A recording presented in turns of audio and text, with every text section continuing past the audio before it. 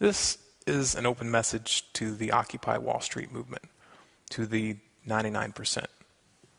Revolutions are dangerous and unpredictable beasts, and for a population to enter into one without fully understanding what's at stake is a lot like handing a loaded .45 automatic to a toddler.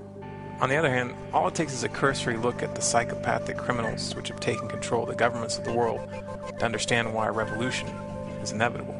This is why it's so important that people who are pushing for change take the time and the effort to deeply consider how we got into this mess and what the real solution is.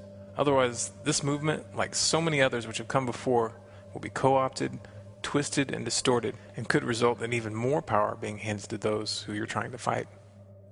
Now, you have every reason to be angry.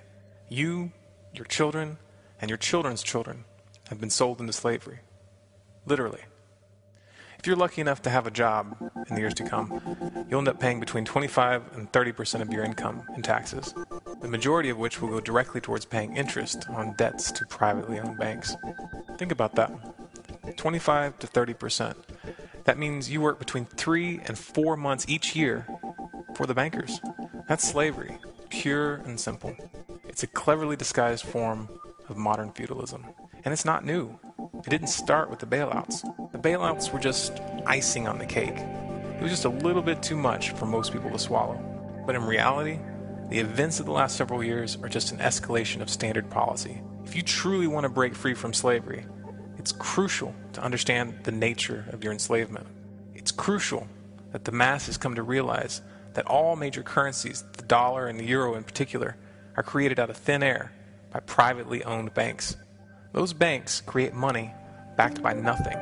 Then they loan that money out to governments in exchange for bonds, which are really just promises that the government will extract that money plus interest from the public. That money is extracted from the people in the form of taxes, and those taxes are taken at gunpoint.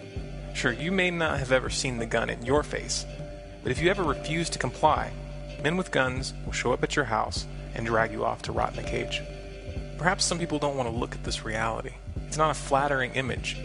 You don't want to think of yourself as a slave to the 1%, to the private bankers which hold the reins of power. But positive thinking is not going to change things for the better. People who want to fight for real change must take the time to research the true nature of money. Only with that understanding will we be in a position to push for meaningful reforms. The solution is not equitable taxation. Calling for equitable taxation is like calling for equitable slavery. And if you waste your energy trying to establish an equal level of tax slavery for everyone, then you're going to miss the opportunity to end the enslavement itself. It is utterly immoral to use violence or the threat of violence to take the property or the labor of another person. But perhaps you've been taught otherwise. Perhaps you've been taught that it's okay for the state to use violence to steal from the public. Perhaps you believe that such violence is okay if it's being done for a quote-unquote good cause.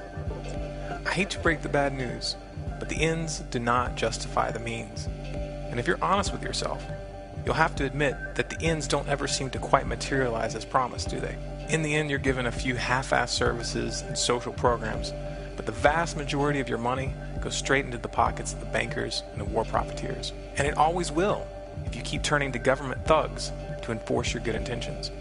You might think that you can change this by creating new laws and regulations, but the fatal flaw in that line of reasoning is the simple fact that if private bankers are allowed to continue creating money, the financial powers that be will always end up using the government like a sock puppet. And those new regulations, as well-intentioned as they may be, will only end up consolidating their power.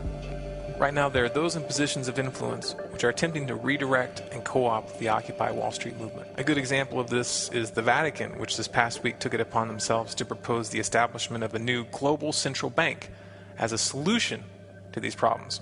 This is the kind of ridiculous proposition that you're going to find being injected into the debate. Those who are in power will do almost anything to stay in power. And the easiest way to do that is to influence the direction of the movement and the solutions which are demanded.